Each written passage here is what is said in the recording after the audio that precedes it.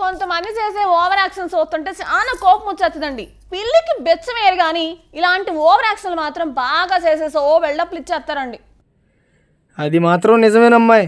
మొన్న మధ్య నాకు తెలిసిన ఒకరు అటువైపు ఒక పిల్లి వెళ్తుంటే బిచ్చమేయమని చెప్పా.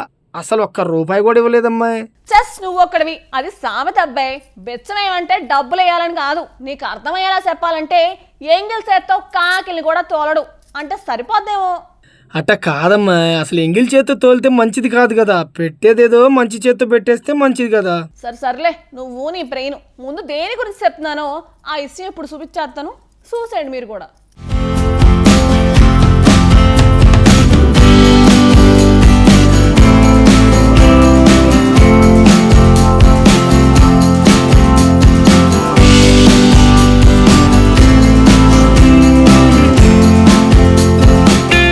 పెళ్లి బరాత్లో బిల్డప్ ఎక్కువైపోయింది. కొందరు యువకులు కరెన్సీ నోట్లను వెదజల్లుతూ హల్చల్ చేశారు. దీనికి సంబంధించిన వీడియో నెట్టింట చక్కర్లు కొడుతోంది. యూపీలోని ఫరూఖాబాద్లో ఈ ఘటన జరిగింది. పెళ్లి బరాత్లో కారుపైకి ఎక్కి నోట్ల వర్షం కురిపించి కలకలం రేపారు. అంతేకాదు, నోట్లను వెదజల్లుతూ డాన్స్ కూడా చేశారు. నోట్లను రోడ్డు మీద విసరడంతో వాటిని ఏరుకునేందుకు కొందరు ఎగబడ్డారు. దీంతో ట్రాఫిక్ జామ్ అయింది. వాహనాలు నిలిచిపోయి జనం ఇబ్బంది పడ్డారు. పెళ్లిలో బరాత్ కామన్, పెళ్లికి హాజరైన వారు ఎంజాయ్ చేయడం కూడా కామన్.